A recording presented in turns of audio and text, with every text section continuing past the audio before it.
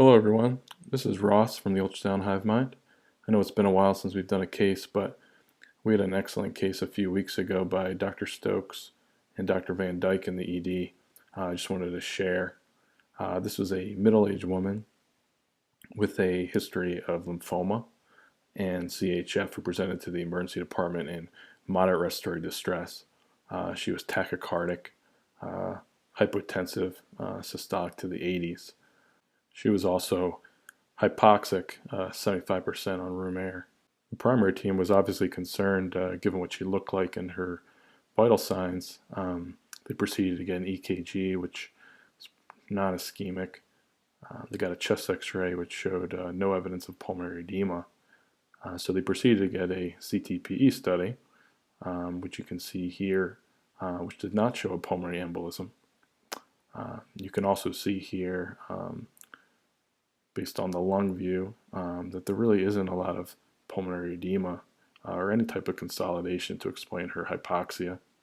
What is interesting though is here you can see reflux of contrast into the hepatic veins, which is suggestive of elevated right heart pressures, which you normally can see in acute pulmonary embolism. But again, there was no pulmonary embolism seen in this study. So at this point, the patient is definitely still undifferentiated. The primary team gave the patient a 500 cc bolus and consulted the ultrasound team, which was on to help to explain what was going on with this patient. The first thing that we see here is a parasternal long view. You can see right off the bat that there is severely decreased systolic function. You can also see that the RV looks enlarged on this one view as well, with the septum kind of sagging down, which is not normal. On the parasternal short view, it's a bit subtle, but you can actually see what we call some paradoxical septal motion. If I slow this clip down, you can actually see that during systole, there's actually a little bump, which is going the wrong way along the septum, which can be, again, indicative of elevated right heart pressures. Proceeding to a apical four-chamber view, you can see bilateral atrial enlargement. You can also see that the right ventricle is moderately enlarged, definitely more than 2/3 ratio between the right ventricle and the left ventricle. Because they are excellent sonographers, what they then proceeded to do was take a look at the valves, and here you can see evidence of severe tricuspid regurgitation with a regurgitant jet swirling around, filling the entire right atrium. Taking a look at the IVC, it is plethoric with minimal respiratory variation, as you can see here. So at this point, what you had here was a patient in what looked to be in right heart failure, but had no history of pulmonary hypertension or severe right heart failure in the past. What Dr. Stokes and Dr. Van Dyke did is they calculated the right ventricular systolic pressure themselves, which sounds complicated, but what you basically do, as you can see here, is you put continuous wave Doppler through the regurgitant jet of the tricuspid valve, and you get basically a maximum velocity, which will equate to a pressure.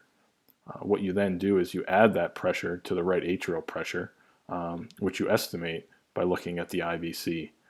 In this case, the IVC was plethoric, like we said, so we assigned an estimated right atrial pressure of 15. So combined, we got an RVSP of 42, again, which is elevated. And this is where the case gets really interesting, because what you had here at this point was a patient in right heart failure, which explains her hypotension, but doesn't really explain her profound hypoxia. So what do you do with a patient with profound unexplained hypoxia? Well, in this case, what the residents did is they did their own bedside bubble study. And as you can see here, after injected of agitated saline, you see bubbles immediately, not only in the right ventricle and the right side of the heart, but also on the left side of the heart.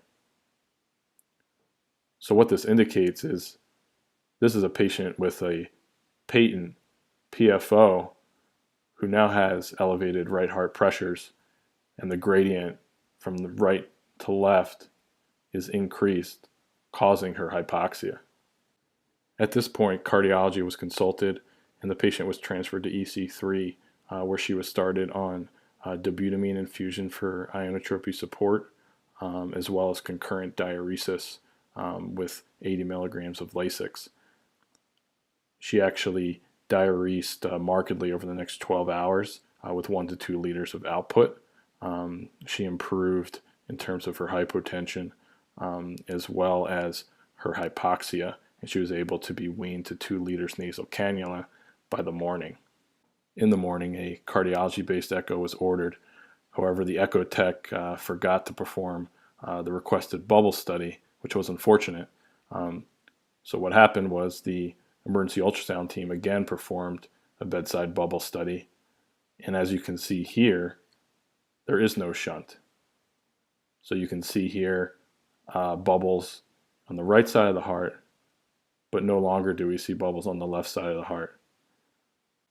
And this is what makes this case so excellent, is you can actually see physiology changes in real time captured by bedside echo, or in this case, bedside bubble studies, as the patient diuresed, the right heart pressures decreased, and that pressure gradient was no longer making the patient hypoxic, and in fact, there was no longer a shunt because of the decreased right heart pressures to create that hypoxia.